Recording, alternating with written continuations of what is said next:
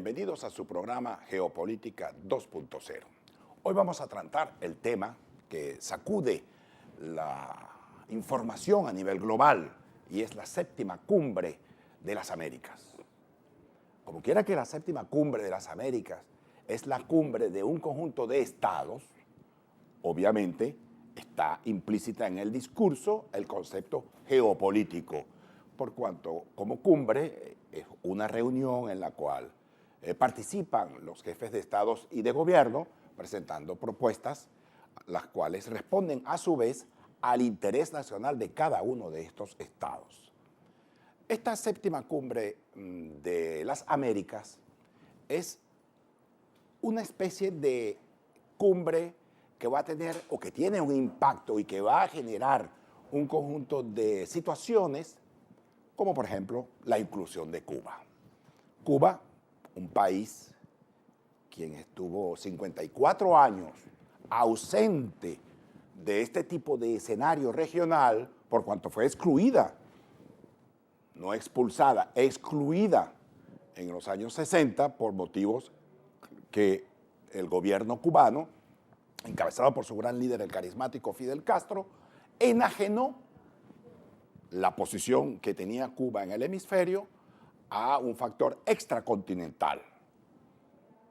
además de violentar reglas y normas de comportamiento de un Estado democrático. Fue mucho más allá de sus límites y proporciones, colocando a su país en una situación de indefensión, pero enajenada, repito, a unos intereses extracontinentales. En este sentido es válido y es recomendable invocar la importancia de este ingreso de Cuba 54, 55 años después de que ella fuese excluida. Pero también es sintomático y llama mucho la atención que la iniciativa provenga justamente del presidente Barack Obama,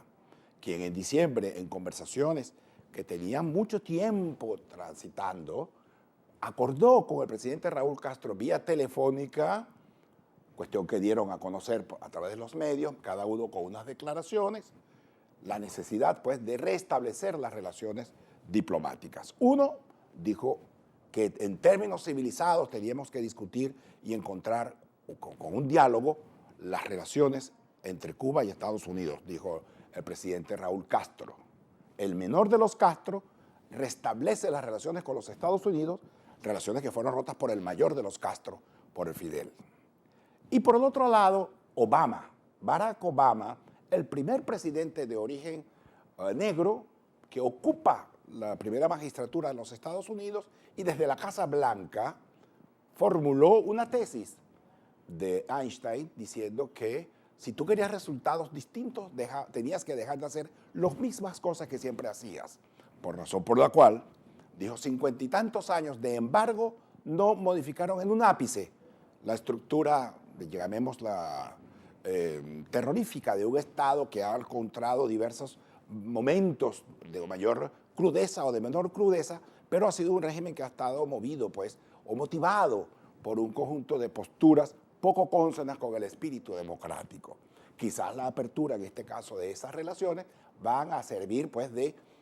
elemento estimulador para democratizar a la isla de Cuba mediante una inclusión de ese país en un diálogo, en unas conversaciones en que a los cuales los pueblos se vean la cara de frente a frente y no exista ese famoso embargo o esa famosa ruptura de relaciones o ese famoso bloqueo,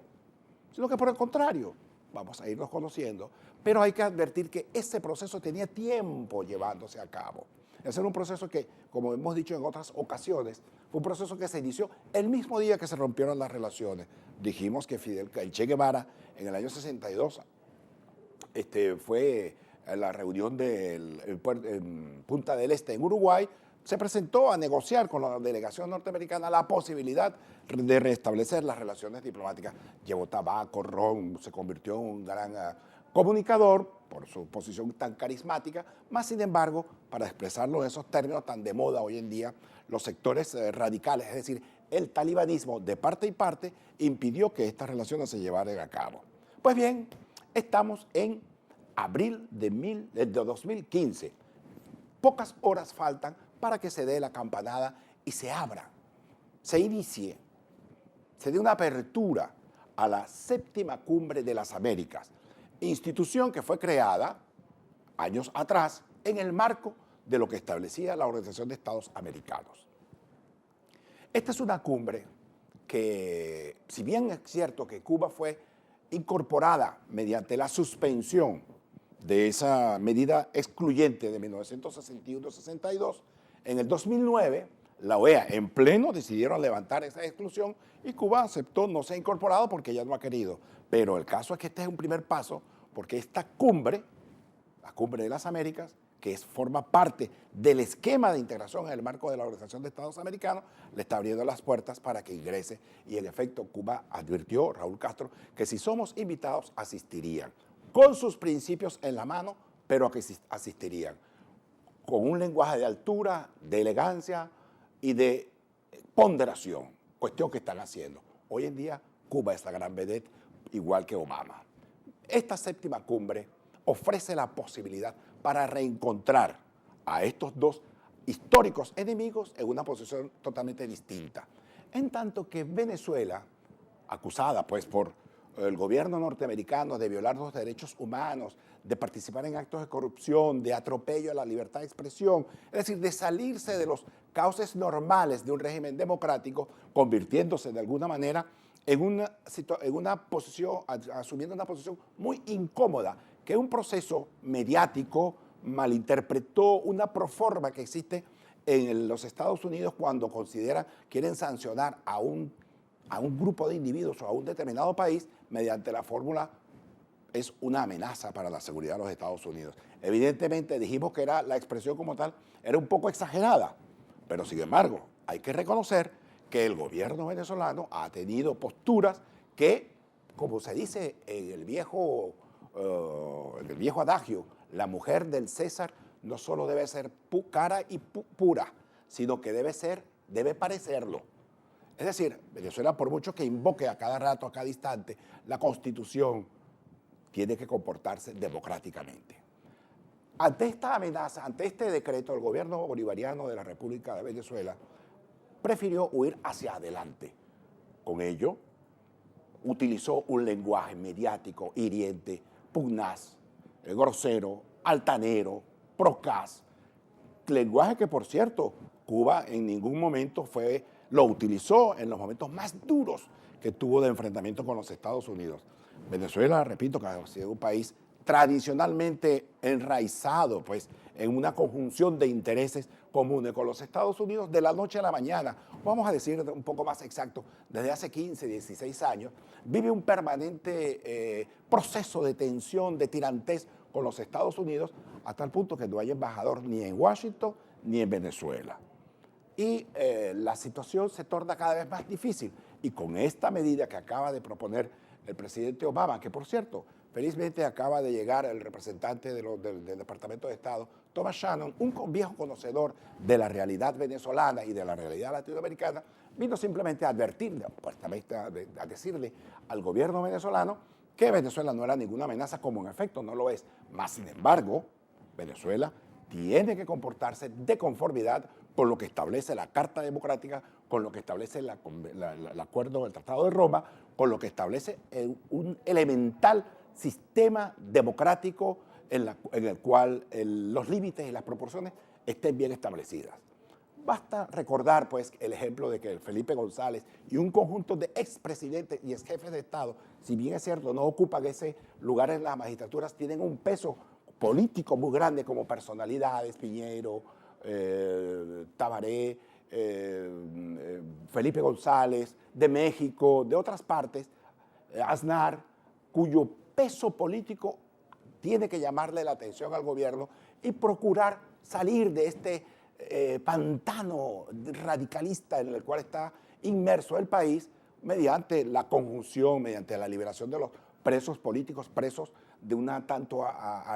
forma muy arbitraria, de los estudiantes, liberarlos, respetar la libertad de expresión, dejar de criminalizar a la oposición. Quizás esos son los grandes pasos que debe dar el gobierno venezolano para encontrar en el extranjero una visión de que es un país demócrata, que es un país que respeta los derechos humanos, es un país que respeta lo que establece la Constitución Bolivariana de Venezuela, cuyo artículo 3, 2, 3 y 4 establece que los derechos humanos son un principio universal para Venezuela. Por lo tanto, que cualquier advertencia o cualquier llamada de atención de algún que otro país advirtiendo que se están violando los derechos humanos no es una injerencia, no es violatorio de la soberanía, porque en estos momentos la soberanía como tal es relativa. Los estados no se pueden envolver con los gobiernos, pues no se pueden envolver con el manto nacionalista para no permitir que la gente observe lo que ocurre en ciertos países, y en el caso venezolano, Venezuela, que ha sido un país respetuoso a lo largo de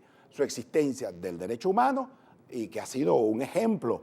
con todos y los grandes problemas que hemos tenido, pero ha sido un ejemplo en procura de alcanzar una situación en la cual los derechos humanos, a tal punto pues que el presidente Chávez en el 2002 firmó el reconocimiento del Tratado de Roma, donde obviamente los derechos humanos son sagrados, son universales, y por lo tanto todo aquello que se invoque no es injerencia, como pretende hacer el gobierno bolivariano de Venezuela. Decíamos que los enfrentamientos, los disensos, las posturas discordantes entre América Latina como un todo o en algunos países particulares con los Estados Unidos no es nuevo. Siempre han existido posiciones, siempre han existido posturas distintas, porque son dos visiones del mundo, una montada en la idea de la ciudadanía, el otro montada, la nuestra particularmente, en la idea de pueblo, una montada en una sociedad donde existan derechos, pero también obligaciones, existan deberes, y en otra, en una visión montada, disfrazada, con el traje del populismo, de buenas intenciones, ¿por qué no hay que decirlo? Pero que se monta sobre una retórica que, lejos de contribuir a formar una conciencia ciudadana, lo que hace es perpetuar una dependencia del individuo frente al Estado. En la visión norteamericana es el individuo contra el Estado, en tanto que el Estado es el resultado de la suma de los individuos y sus instituciones. En el caso de la latinoamericanista, es la conjunción de un pueblo alrededor de una figura carismática, como ocurrió en Venezuela, en la cual la soberanía y la independencia está vinculada estrictamente al líder carismático que gobierna, en este caso, a Venezuela, y que en otras partes de América Latina ha ocurrido más o menos lo mismo, como en el caso de Cuba, Nicaragua, de Argentina con Perón, y pare usted de contar. Lo importante, lo significativo de todo esto es que Venezuela debe revalorar su postura en el escenario internacional mediante una reinvención de su diplomacia. La diplomacia, hemos dicho en reiteradas ocasiones, que es un instrumento más de la política exterior, en tanto que esta, es decir, la política exterior, no es sino la conducta del Estado frente al mundo exterior, y utiliza ese instrumento que se llama la diplomacia para hacer valer sus derechos y obtener réditos económicos, políticos, culturales, estratégicos, militares, etcétera, etcétera, etcétera. En este caso, Venezuela debe, repito, reinventar su diplomacia, reinsertarse en el mundo de las relaciones internacionales con un lenguaje de altura, con un lenguaje ponderado, con un lenguaje civilizado, que deje esa actitud de carrito chocón, de estar chocándose con Colombia, con México, con Chile, con Perú, con Estados Unidos, fundamentalmente con España, con la Unión Europea en general. Cuando le advierte que en Venezuela se violan los derechos humanos, inmediatamente las autoridades del gobierno bolivariano se ponen el traje nacionalista e invocan el deseo o la idea, pues, de que nosotros somos un país independiente, autónomo, y que no somos vasallos de nadie. Los derechos humanos son un derecho universal, y cualquier reclamo que se haga sobre eso forma parte de una conjunción de valores que Venezuela coincide y aporta y ha contenido una postura similar. Ahora bien, lo simpático de toda esta cumbre es que es una cumbre que busca equidad, que busca mejorar las relaciones entre los países, que busca encontrar salidas a la grave crisis que está acogotando a varios países del mundo, incluidos los Estados Unidos, ¿por qué no?, a la Unión Europea. El mundo en general está viviendo un proceso de cambio de paradigma en lo económico, en lo político, en lo militar, en lo cultural y, ¿por qué no?, en lo jurídico. Hoy en día la humanidad está adquiriendo, está pasando a una nueva dimensión histórica y hay que tener los lentes bien puestos para comprender lo que está pasando en el mundo y poder ofrecer una respuesta. Pero para ello, eso no puede hacerse sino con una ponderación, con una cultura, con un dominio, con un manejo correcto de los instrumentos jurídicos, políticos, económicos, militares y culturales. De lo contrario, estás nadando contra la corriente, como en algunas ocasiones se le pretende observar, pues, o se le observa a la política exterior de Venezuela, que marcha contra corriente, alejándose fundamentalmente del interés, de su interés nacional, para entregarse a otros factores, a otras posturas ideológicas, a otras posturas políticas que no le traen beneficio al país. O ocuparse del país, ocuparse de lo que ocurre en Venezuela. Repito lo que dije el otro día, que no solamente hace falta que haya leche, que haya pan, que haya azúcar, que haya café, que es muy importante, pero también es importante que la dignidad del ser humano, del venezolano, sea revalorada, sea ubicada. No es justo lo que uno observa, pues, de los almacenes, colocándole incluso hasta números a la gente, una especie como de libreta digitalizada, una libreta de racionamiento. Ese tipo de cosas deben superarse, deben eliminarse mediante la dignificación del ser humano. Venezuela está entrampada, en mi opinión, en dos posibilidades. O va hacia adelante o va hacia atrás. Pensamos que en estos 16 años lo que se ha ido abonando un camino en retroceso, vamos hacia atrás, por cuanto nos estamos pareciendo a la Venezuela del año 1900, quizás 30, desde el punto de vista de que ya era el momento en que estaba agotándose el esquema de dominación de Juan Vicente Gómez, razón por la cual cuando muere en el año 35 Mariano Pi González expresare: Venezuela ingresa al siglo XX una vez que muere el zar de Maracay. Bueno, Venezuela en el 2015 está fatalmente anclada en una situación de que no ha ingresado todavía al siglo XXI, porque lejos de acercarnos, nos acercamos bien hacia el pasado. No hacemos sino ver la historia como una fuente de inspiración para continuar lo que ocurrió en el pasado y no observar que la historia es un escenario para ir hacia adelante, para ir hacia la prosperidad, hacia el bienestar. Por ello, lo simpático, lo agradable de esta séptima cumbre es que no solamente los Estados Unidos se están reinsertando en el vasto proceso de entendimiento con el hemisferio, con América Latina, pero también que Cuba lo está haciendo en términos, como ellos dicen, con sus principios en la mano, con su dignidad, como dicen ellos, en la mano. Están ingresando al siglo XXI, ingresando, repito, al hemisferio latinoamericano, de donde fue excluido por esos absurdos posicionamientos ideológicos y radicales de los años 60, producto de la Guerra Fría. Bueno, pero hoy en día se están quitando paulatinamente esos lentes enceguecedores de la realidad y están ingresando al siglo XXI justamente en esta séptima cumbre iberoamericana. Por cierto, lo están haciendo, repito, con su dignidad, con sus principios en la mano. Pero es muy importante, lo están haciendo no como otros, sin firmas. Venezuela hoy en día está haciendo una especie de ridículo ante el mundo, tratando de llevar 10 millones de firmas que supuestamente y que van a revocar o van a obligar a que el gobierno de Obama rectifique ese decreto donde considera a Venezuela de lo considera. Valga la oportunidad para decir que en política internacional, en las relaciones internacionales, lo más importante es la ponderación y el respeto a los límites. Hasta una próxima Geopolítica 2.0. Muchas gracias.